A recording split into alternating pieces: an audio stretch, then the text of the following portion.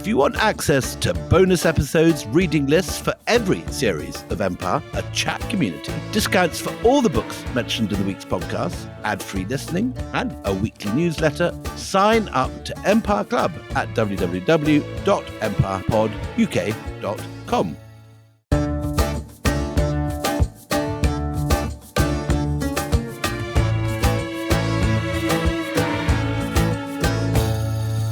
Hello and welcome to Empire with me, Anita Arnhem. And me, William Dalrymple. And once again, we are joined by the brilliant Patrick Radden Keefe, author of Say Nothing. And if you are watching the series on the television, can I just commend you to the book, which contains just so much more. It's an absolute work of art. Both William and I think so. One of my all-time favourite non-fiction books. It reads like sort of Truman Capote risen from the dead. In the last episode, we ended on Bloody Sunday with the Troubles reaching a climax in 1972 with a whole range of horrors. And we're now in July 1972. There's been a breakdown of talks, and the IRA has launched a series of bomb attacks on the 21st July in what became known as Bloody Friday. Patrick, do you want to take the story from here? There's a story that I tell in my book about a guy named Brendan Hughes, who's one of my big characters, who was a commander in the Belfast IRA, a guy who was really revered by the people who followed him and as a kind of brilliant tactician. He was one of the people who helped conceive of this idea of, on one day, nearly simultaneously, blowing up a whole series of bombs across Belfast, most of them in commercial areas. And the idea would be, as was the traditional playbook of the IRA, you call in warnings. You're not trying to kill civilians, but obviously the margin for error is not great when you're planting these big bombs in public places. And they ended up planting something like 18 bombs across Belfast and detonating them all very close, nearly simultaneously. And it was just a situation in which the warnings were not really adequate.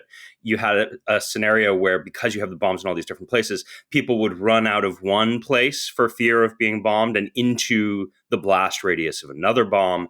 And these bombs start detonating. And Brendan Hughes years later talked about standing there on the streets in Belfast and hearing boom, boom, boom. And knowing, even as he heard that kind of percussive sequence, that they were too close, that they'd made an error, essentially, and that they weren't going to be able to do this in a way that would spare civilian life. Well, civilians from the time also talked about just not knowing where to run. Wherever they ran, there was carnage, and 9 people were killed. 130 were seriously injured, and we're talking about really horrific shrapnel injuries, flying glass, being very severely burnt by these fireballs that were launched by these enormous explosions. There was a sense, and you could see it in the commentary immediately afterwards, that this was an IRA operation, but the casualties were overwhelmingly the civilian population of Belfast, many of them Catholic. There was a sense in the public at large of, whose name are you doing this in? You're doing this for us? But in addition, well, there are also reports of hoax calls that were called in, that we have, we want to minimize any kind of casualties. So calling in the position of a bomb that wasn't real. And so the security services were stretched paper thin, and there was absolutely no way they could do anything about it. Yeah, it's funny, just to jump a little bit far afield for a quick digression. There's a fascinating moment for a lot of these old IRA guys, and it's mostly guys, after 9/11 happens, and you get all this discussion of terrorism. And for many of them, there was a sense when they looked at Al-Qaeda of saying, oh, well, listen, what we do is just different from what they do. We were trying to create terror that was disproportionate to the actual lost lives and sort of use it for political leverage. These guys are just mass murderers. But the distinction becomes vanishingly fine, doesn't it, in a situation like Bloody Friday, in which you say, well, the point isn't to kill people here, but we're doing this in a way where we'll call in warnings. But then, of course, you're relying on the authorities to put the warnings in. As you say, there are lots of hoax calls where you're trying to kind of get the benefit of a bomb without actually setting the bomb in terms of the terror that you generate. What was the response of the authorities to this wave of death? Well, I think that during this period in 1972 in particular, you see this kind of mutual escalation, essentially between the IRA and the police, but also the British Army. We talked about this in the last episode, but there are these kind of interesting moments in the early phases of the Troubles where you sort of have to wonder, what might history have looked like if it all de-escalated now instead of escalating? And so you get an escalation on the part of the British Army cracking down. Life gets more repressive in Catholic areas. If the IRA lost support because of the civilians that had been killed, it then gained support because of the government response. So the government then comes back with Operation Motorman, which is an operation where the British Army used tanks and bulldozers to remove these so-called no-go areas in Belfast and Derry. But people get killed here too. 2 teenagers are shot and killed by the army during the operation in Derry, Londonderry. And again, you have this sort of pendulum of support that's swinging to and from the IRA. Yeah, that's right. And the areas, particularly in the kind of Catholic strongholds in Derry and Belfast, you did have these areas, they called them no-go areas, where you would have these barricades. And there were places where the police and the army couldn't go. These did become a stronghold for the IRA, but then, of course, that became precisely the kind of community that the army was looking to break and to penetrate, and they did so roughly. And there are stories about the kind of the vengeance with which they would do it, right? So there was a sense that the civilian population was protecting these paramilitary elements, and then you end up kind of exerting disproportionate force on that civilian population as a kind of vengeance. So you get this kind of tit for tat, this back and forth. And then what ends up happening is that the IRA develops its own kind of secret unit. There was a group called the Unknowns. Yes, we want to hear a lot about that, please, Patrick.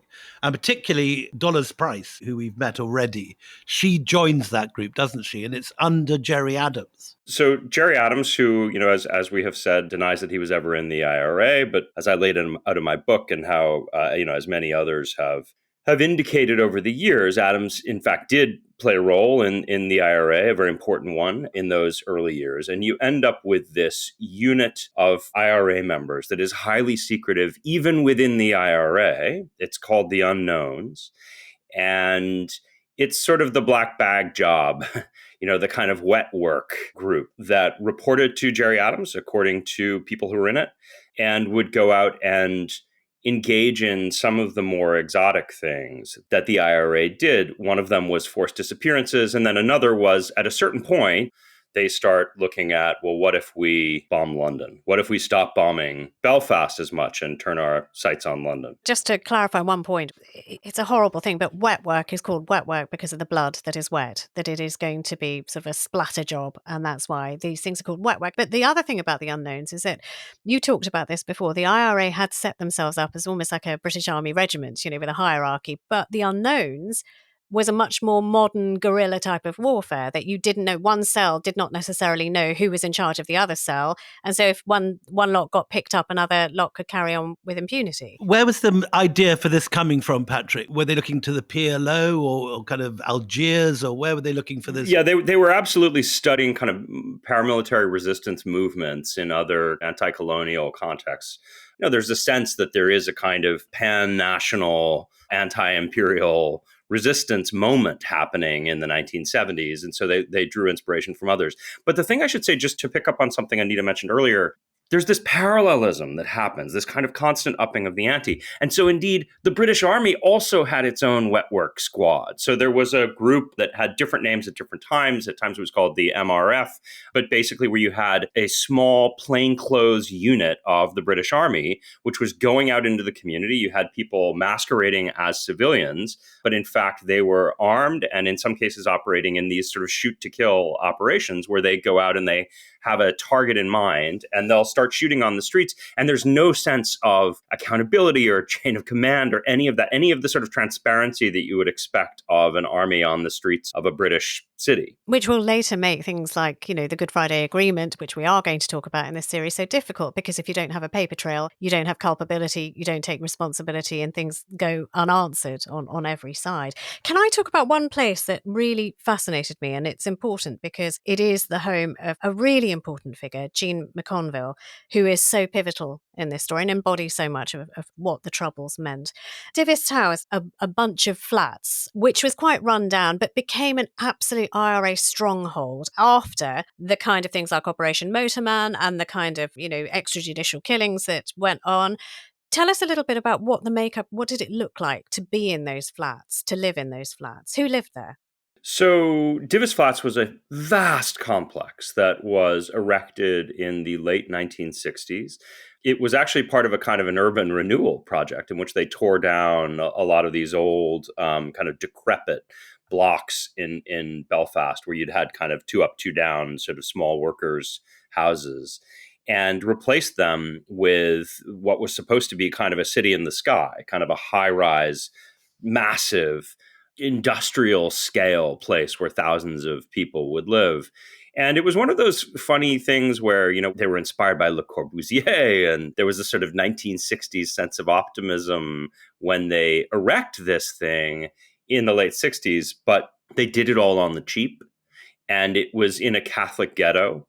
And so what you ended up with was these very big, often Catholic families penned in this kind of increasingly dystopian space where there wasn't great ventilation, there was mold in the flats, there was overcrowding. The lifts never worked. The walls were paper thin. I mean, there's no privacy, and there are no green spaces. There's nowhere for the kids to play. No green spaces. There was a little football pitch and I think something like one swing set for a huge complex with maybe 1,000 children. I mean, it was all just pretty grim. This ends up becoming, as you said, a stronghold for the IRA because it's in Catholic West Belfast, and it is in its way a kind of a fortress, right? So it becomes very difficult for the army and the police to penetrate. However, there is one tower, Divis Tower, which is part of this complex, it was only about 20 stories, but at the time it was the tallest building in Belfast that wasn't a church.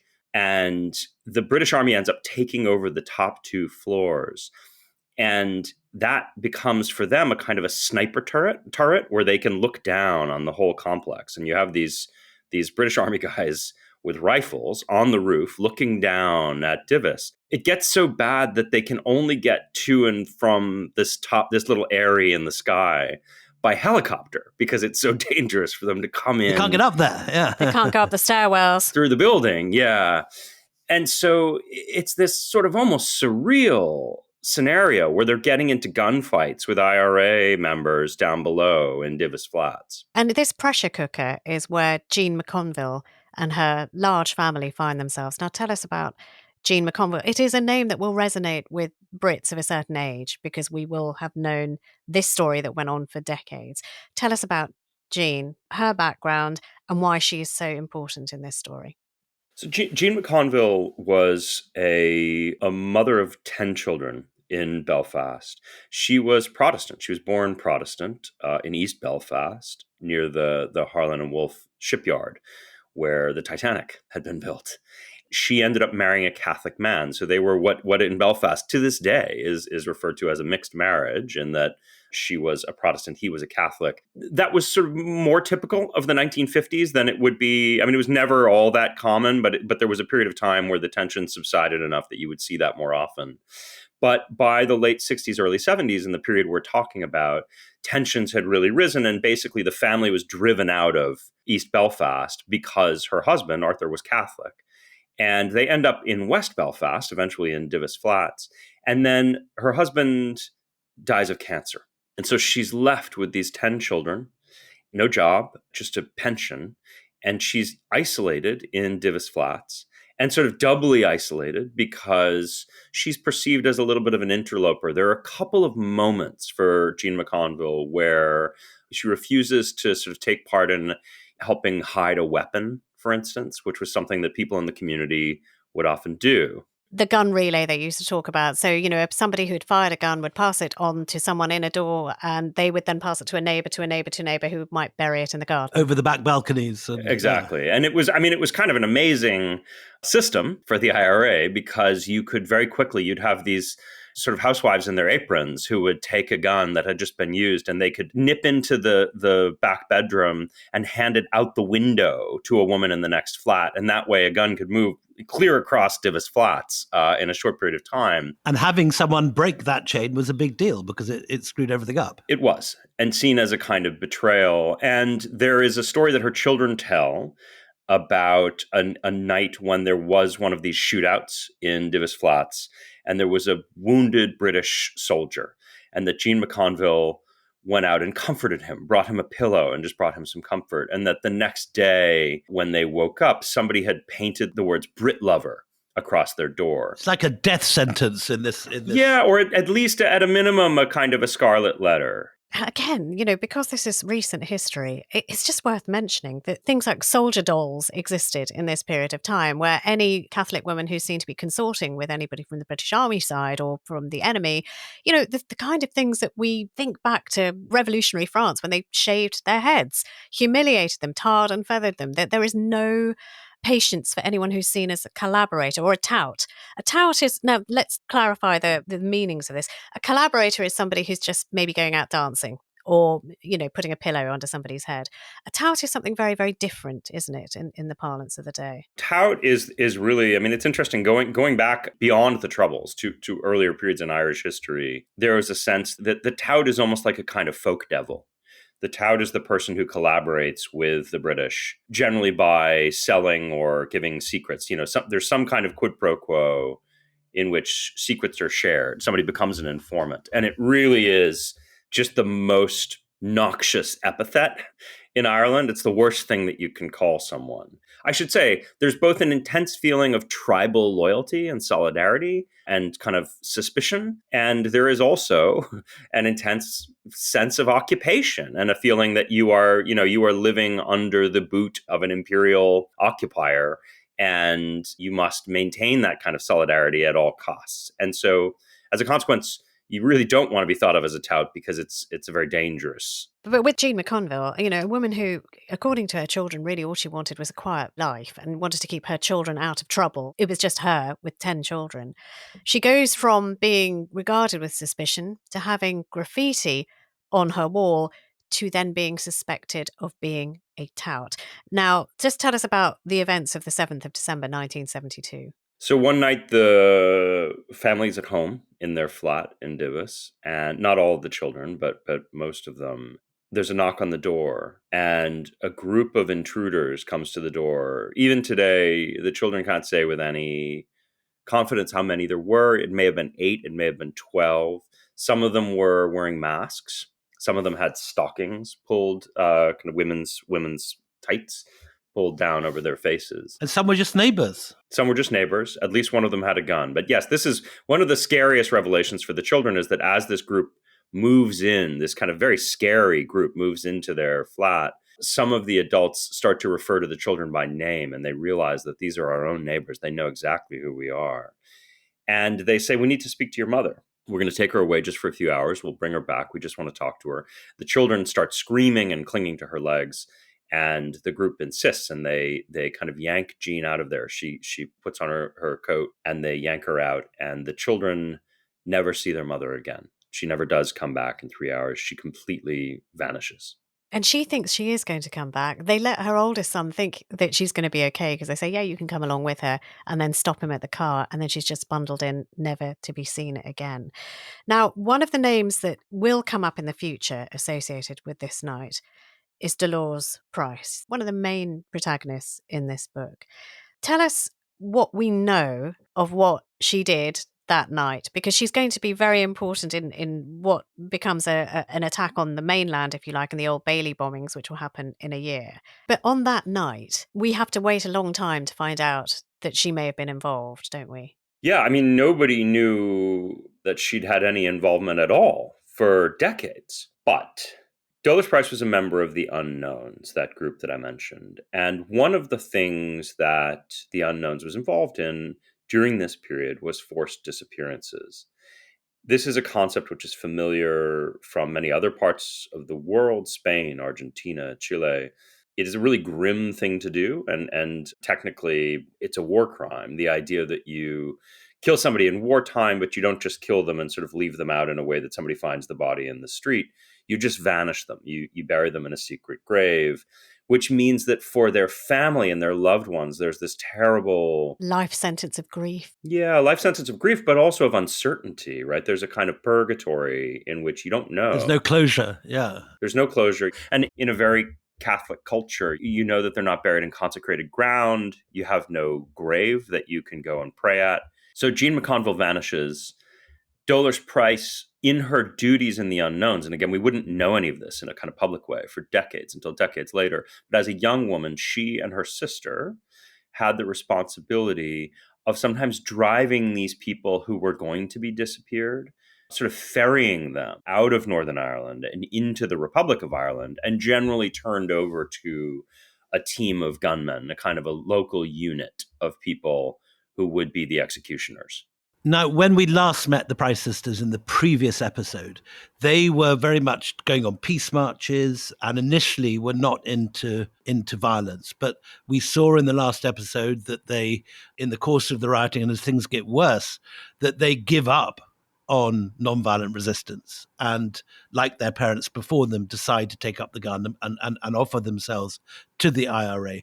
What is the sort of work that they're given initially? Initially, it's very, very, very unglamorous because they've sort of made the case for themselves that they should be women on the front lines. They want to kind of do all the jobs that the men do. This is the 60s. This is the 70s. Women don't just go sit at home and make tea. Yeah. No, they want to be out there. They don't just want to be bandaging wounded volunteers, as they called them. They want to be out there on the front lines themselves. And initially, they have to do these kind of unglamorous things, but they're involved in bank robberies. Dressed as nuns. There's one where they really did dress as nuns and rob a bank in Belfast. It's pretty wild. When I found those stories and was able to connect them to the Prices, I was really astonished. But I mean, the Prices weren't named, but there were press stories at the time about this robbery.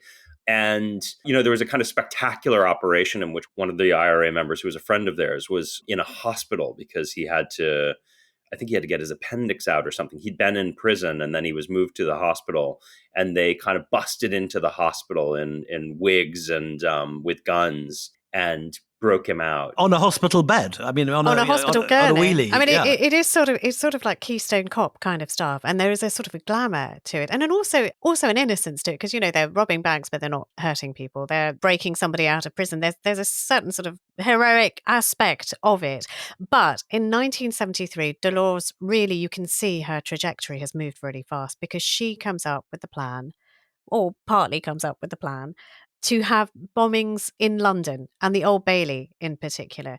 What happened? Just talk us through what the campaign was, because the result of that campaign also then further promotes this woman into sort of legendary status in the IRA. Yeah, I mean, the first thing to say, which is really interesting, is I mentioned in the last episode that her father, Albert Price, had been in the IRA for many years. And actually in the 1940s, Albert was involved in a bombing mission on the English mainland in Coventry. So there was a kind of family history of this idea that you bring the fight to the English. In 1973, Dolores Price was at a meeting, and they talked about the idea that there had been all of these bombs, things like Bloody Friday, in Northern Ireland, which were really just kind of, at this point, alienating the very population that they were, in principle, fighting this war on behalf of. And so she said we should bring it to the English.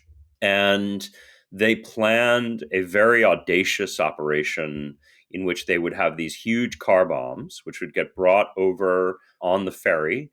And they would plant them in certain strategic locations in London on a timer, and then walk away. It's like a sort of dark version of the Italian Job. Rather than all those minis going out with Michael Caine at the front, this has got serious explosives. Huge explosives in them, yeah. And these, the IRA got better at bomb making over the decades, but there are many jokes, very dark jokes about bad IRA bomb makers. So even just driving around in these vehicles to get them into place with these huge bombs in them. It was a considerable risk. Huge risk. So not all the bombs went off, though, did they, Patrick? Because they did do that thing of ringing in and saying, look, we've put some bombs and this is the vague vicinity of where we've put the bombs. So it's not an entire, without warning, explosion, but some do go off. Yeah, and these are, this is central London, okay? So outside Scotland Yard, outside the Old Bailey, there was a transit strike.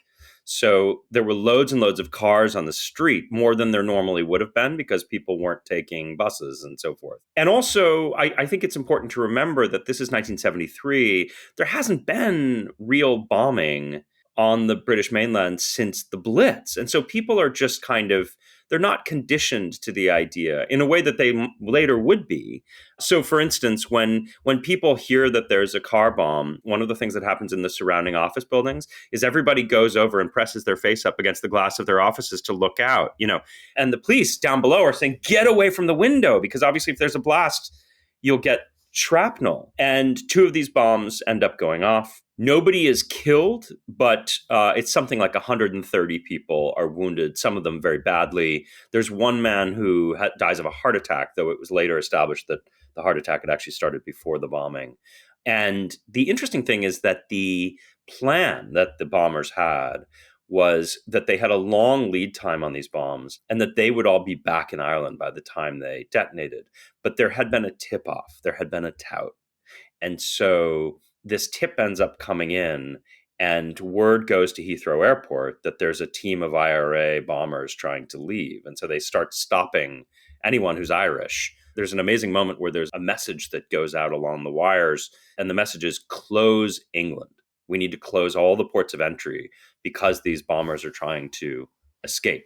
And so indeed, they're caught. They're caught. It's the 2 Price sisters who become the most notorious in this gang, because they both are sent to a men's prison, which in itself is quite something. And they refuse to go to prison or acquiesce to any of the demands. They say we are political prisoners. In fact, what they do is they echo the arguments of the suffragettes, who say, you know what, we're not going to wear prison uniforms because we're political prisoners. We're not going to adhere to your rules because we're political prisoners. We demand to be sent back to Ireland because we're political prisoners. And they kick up an enormous sting, which at first, it's fair to say, Patrick, doesn't endear them to the British public who already hate them. But it's when they go on hunger strike that things start changing. Yeah, I mean, I think so. There's a few things to unpack there. Is it conscious with the suffragettes? Yeah, I think so. Probably to some extent. There's also a sort of a history of Irish Republican hunger strikers. A very famous case, a guy named Terence McSwiney who died on hunger strike, and so they think of themselves as sort of in that lineage. These 2 women end up in Brixton Prison, the only women in the prison. And we could look at different sort of explanations for why this happened, but there was a sense that they were incredibly dangerous. Like if you look back at the way they were regarded at the time, there was a sense that these were just these, I mean, I don't even know what the analogy would be today, but it's like... Well, sort of Mata Hari is that they were beautiful but deadly. I mean, that seemed to be, the papers were fixated on both things, weren't they? I mean, this is part of the reason I think that they became so famous, is that you ended up with, there were 10 people involved in this operation, and they're all arrested and sent to prison and tried. And in fact, some of the men go on hunger strike as well.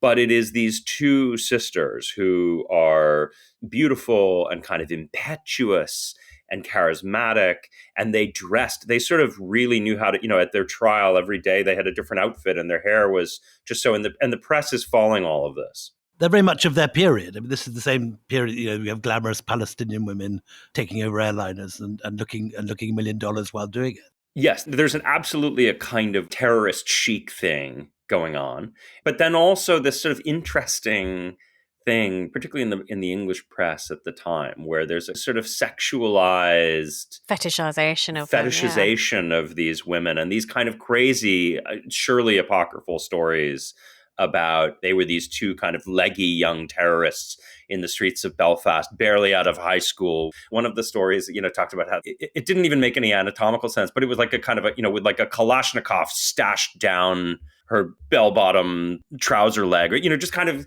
stuff that feels like the product more of a fevered fantasy than anything real. But they were smart, so they knew the attention was on them. And the hunger strike, which will go on for 167 days, they almost starve themselves at first to the point of death, but then the British government decides they will not let them die. They will not let them be martyrs in prison.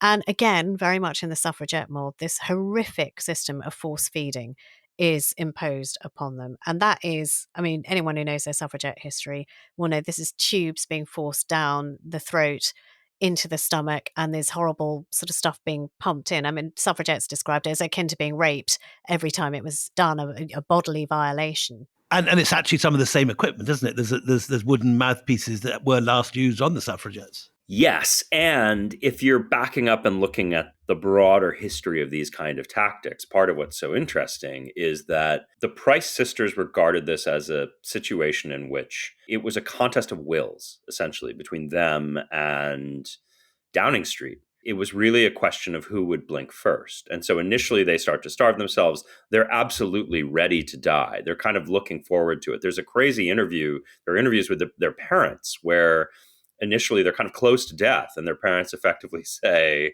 we would be proud of our daughters if they die this way. It would fill us with pride. Then the government realizes it would be a huge propaganda coup for the IRA if they die in this way. And so they step in and start force feeding them. But this will end up being the last time that the British government uses that tactic, because eventually the British government blinks. You have a situation in which this force feeding lasts for, hundreds of days, and the press is covering it.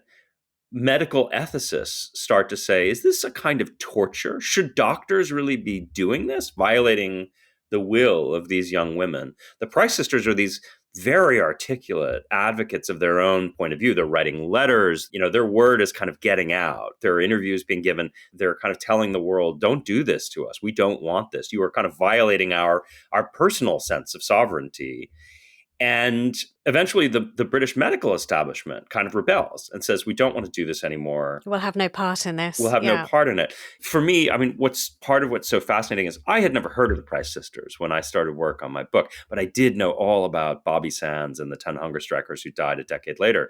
And that doesn't happen without the Price sisters. The only way that hunger strikers would later die is that the Price sisters pushed this principle of force feeding to a point where it became repugnant to the British state, which said we will no longer keep people alive when they go on hunger strike.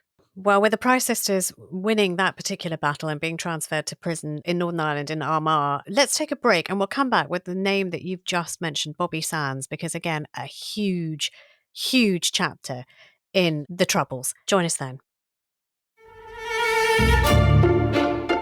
I'm Sarah Churchwell, author, journalist, and academic. And I'm David Oldershoga, historian and broadcaster. And together, we're the hosts of Goalhanger's latest podcast, Journey Through Time. We're going to be looking at hidden social histories behind famous chapters from the past. Like, what was it like to actually live during Prohibition? Or to have been there on the ground for the Great Fire of London? We'll be uncovering it all. And we'll have characters and stories that have been forgotten but shouldn't have been. This week, we've got one of my favorites, Victoria Woodhull, the first woman to run for U.S. president, all the way back in 1872, 50 years before American women could even vote. She was also the first woman to address Congress and to open a brokerage on Wall Street where she made a fortune. It's an incredible story, but it is also full of contradictions. She was a trailblazing woman in politics, but later in life, she also turned to the pseudoscience of eugenics. So join us on Journey Through Time and hear a clip from the Victoria Woodhull story at the end of this episode.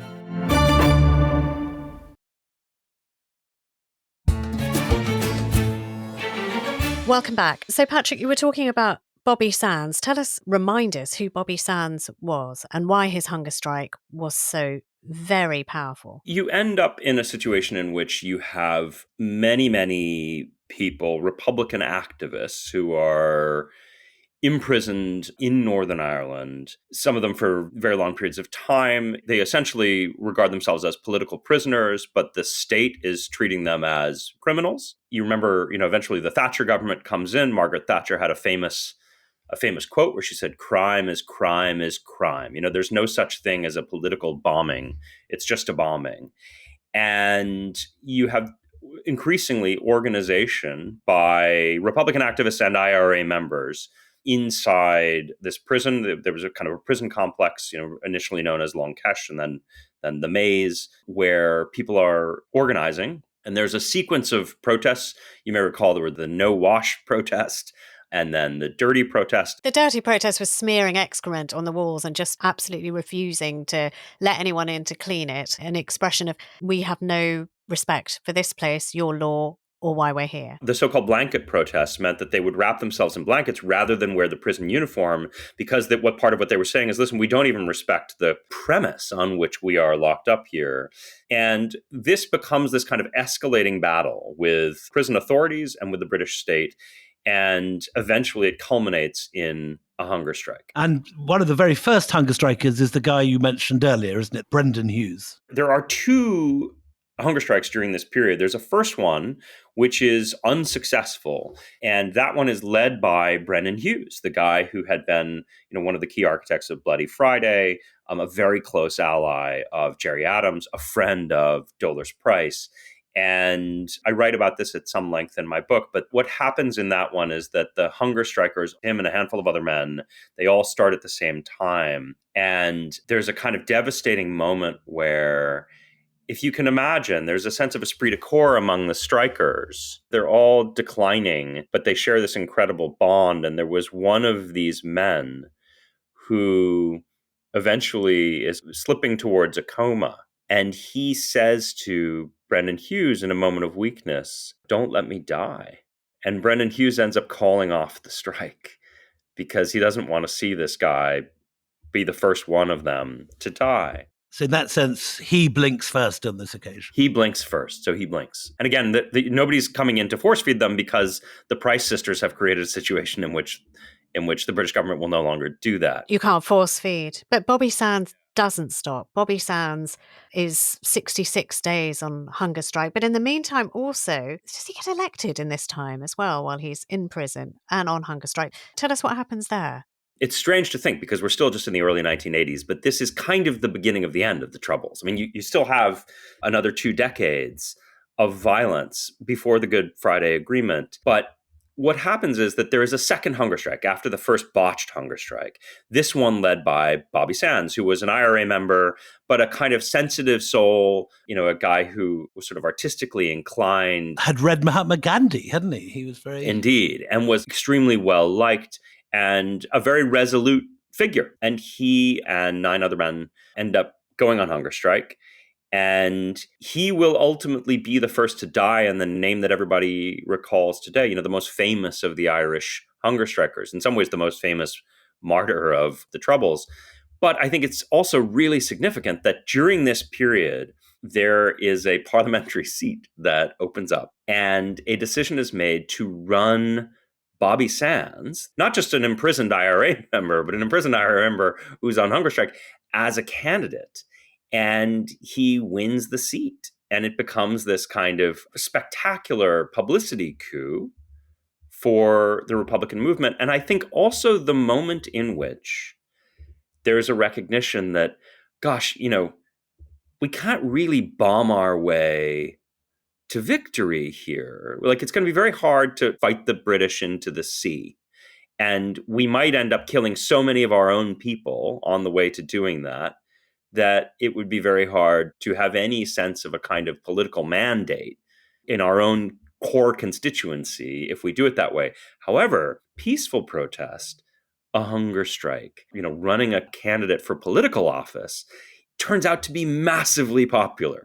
All kinds of people who might have felt a kind of revulsion to putting bombs in shopping centers can really get behind the notion of an Irish nationalist, Irish Republican candidate running for office. And so what grows out of this hunger strike is Sinn Féin, the political party that we know today, and the idea that there will be a kind of 2-tiered strategy in which the IRA for a long time will continue to use violence, but also on the other side of the ledger be pursuing a more political solution.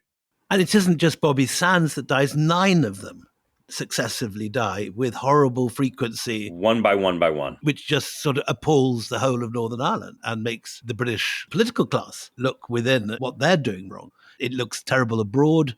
I remember at this period traveling through Iran, and the Iranian revolutionaries had renamed what had been Winston Churchill Avenue in the middle of Tehran, Bobby Sands Street. Isn't that amazing? Wherever you go across the world, people are looking at this and regarding the Brits as brutes, and everyone in Britain realizes this is a PR disaster.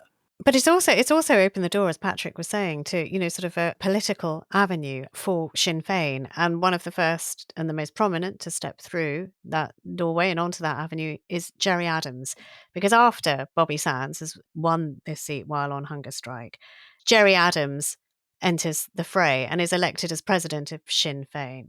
Now, at that time, it looks as though there's a political approach. There may be a political approach, but the bombing doesn't stop, because in this period of time, you've also got the IRA bombing Harrods, again, in London. 1983. You've got the Brighton bombing of 1984. Mrs. Thatcher in the hotel, emerging from the dust. And Norman Tebbett's wife, terribly hurt. So it carries on, these attacks, these audacious attacks on the mainland, which horrify, again, the British side of it. And you get to this point in 1988, and I'd like to talk about what is now known as the graveyard grenade incident, because that, again, if there are turning points which bring us to the point where, when we talk about the Good Friday Agreement, these characters will become very important in their own right. This is one such. Tell us what's happening at the time. We're talking about 1988. Huge funeral procession for 3 IRA volunteers shot by the British Army in Gibraltar.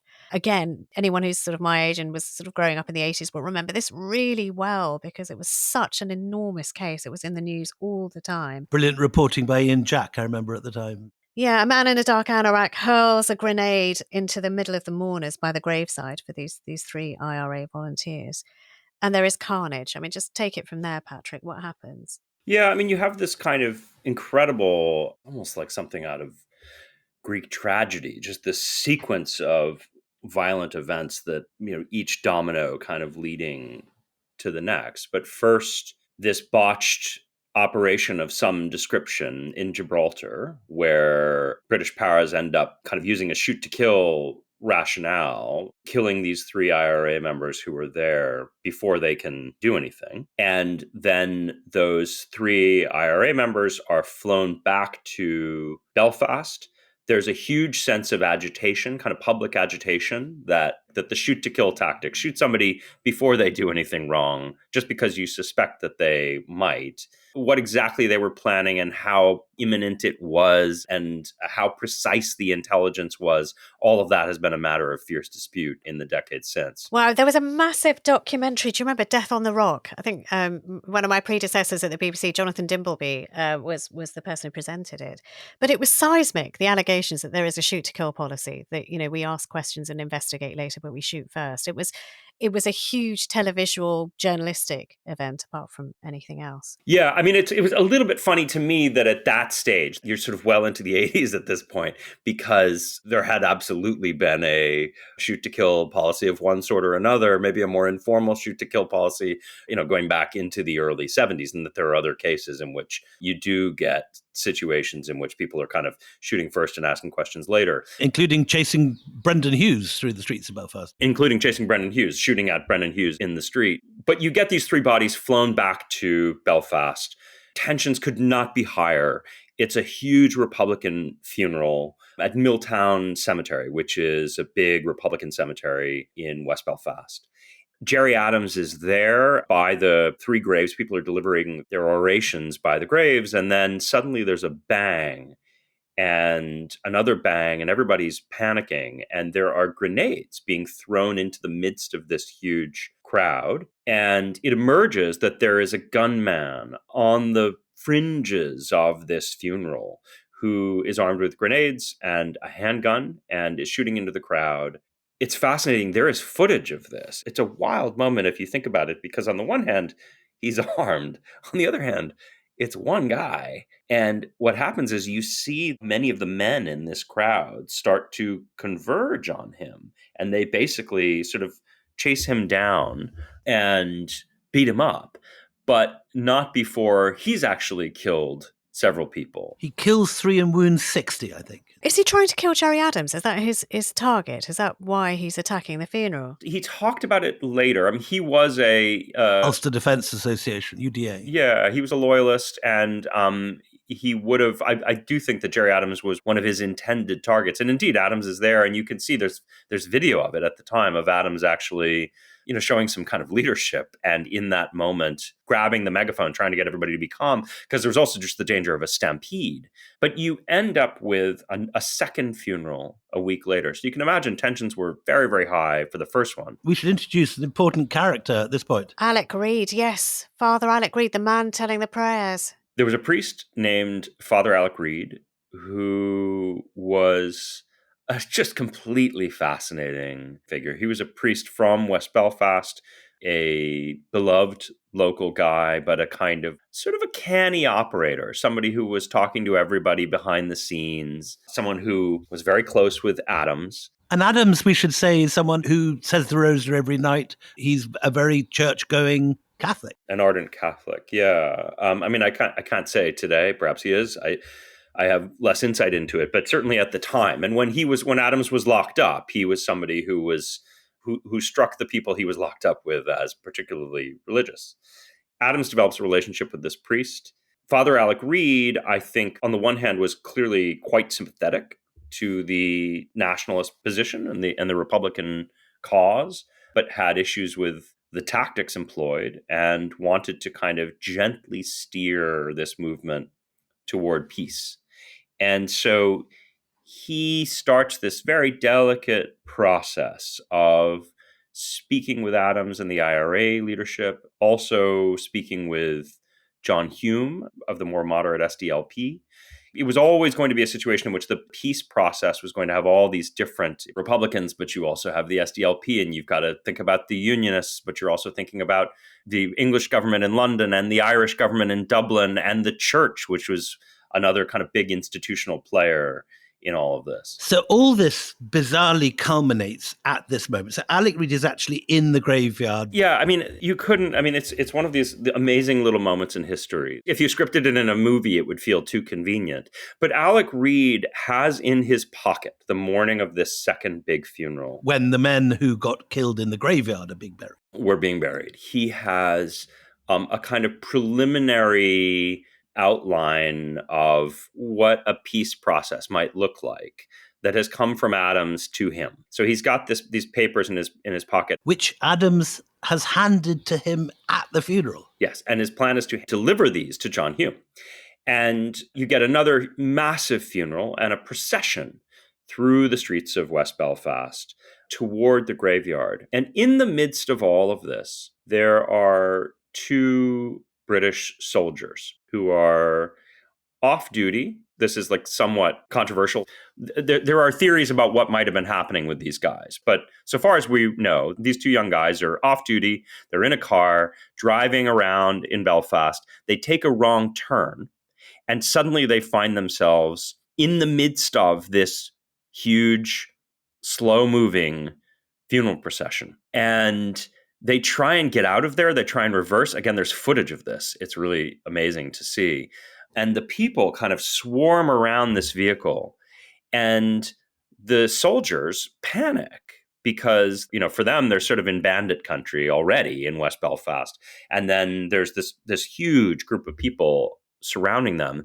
And one of them pulls out a gun, I think to kind of scare the crowd, I guess. When people see the gun, they go ballistic and start breaking into the car and physically drag these guys, realizing that they're British soldiers, drag them out of the vehicle. And then they're basically dragged through the streets. Their clothes are torn off them. They end up in a kind of sort of a vacant lot, a kind of a waste yard. And there's this terrifying moment where they're being beaten up, and Father Alec Reid realizes what's happening, hastens to the scene where he realizes that these 2 young guys could be about to get killed. And he sort of throws himself down, around them and says, please don't kill these men. Don't kill these men. And there's a guy above him, a kind of a gruff guy who instructs him to get away from them. And so Reid has to back off. And both of these men are shot. They're killed. And Reed then administers the last rites. And gives them the kiss of life. He tries to resus one, doesn't he? He tries to resuscitate them. Yeah.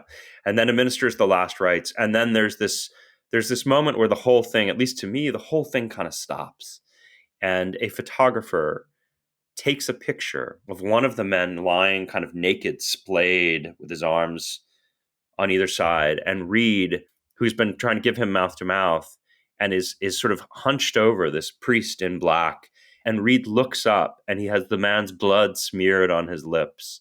And he's looking kind of almost into the camera. You sort of see his face and just the horror of his face. And that's an image that will be familiar to many people because it became one of the most iconic images of just the sort of apogee of the horror of the Troubles. And all that while that's happening, he has the letter, the peace plan in his pocket, which is also covered in the blood of these two men he's just administered last rites to. I mean, it again, as you say, if this was put in a fictional treatment, people would say, are you nuts?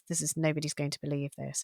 He will be important a little later on in this series, let me tell you. But he becomes, Alec Reed, a huge figure in actually, look, we don't have to live like this anymore. We need to find a better way.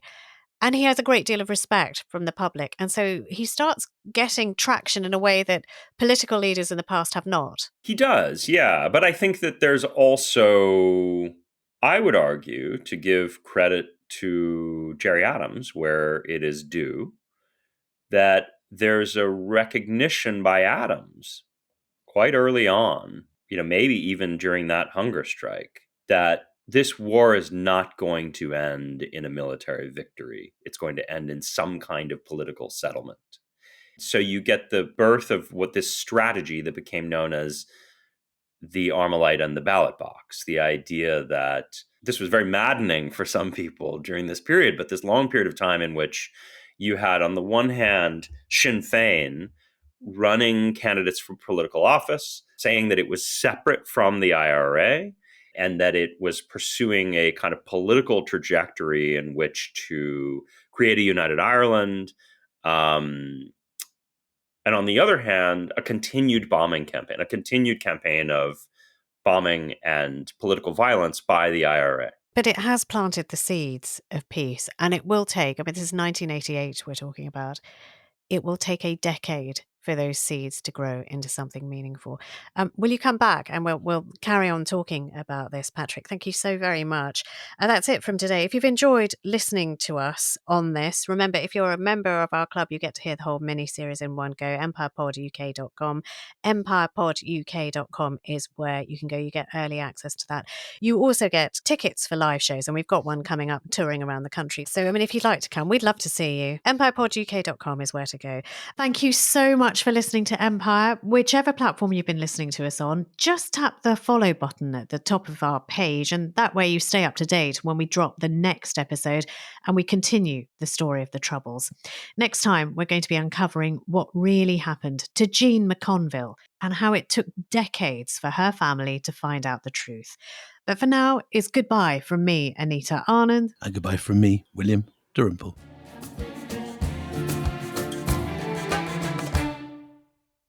I'm David Olusoga. Here's that clip we mentioned earlier on. You see spiritualism kind of working its way up the social hierarchy, up the ladder of respectability, because people are desperate and they will cling to anything. And remember that we're still in an age of great religiosity. And so if kind of traditional Christian messages are not enough consolation, then you might seek something more direct, like trying to speak to a lost loved one. It's also worth saying that historians have pointed out, I think this is really interesting, that in an age where telegraphy had just been invented, you suddenly have telegraphs which can send invisible messages across the ether, apparently. Almost magically. Almost magically. And suddenly people can receive them. It's not really that much of a stretch to then start to imagine people receiving messages clairvoyantly. You start to think about telekinesis. You start to think about the idea of invisible movement of messages, invisible transmission. It's a really interesting idea, isn't it? That's so fascinating. I think it's a really, really smart idea. And it suggests the ways in which other cultural factors can help influence those those kinds of trends. Why would you suddenly believe in spiritualism? Well, if telegraphs, well, why not? Who says it's not possible, right? If you want to hear the full episode, listen to Journey Through Time wherever you get your podcasts.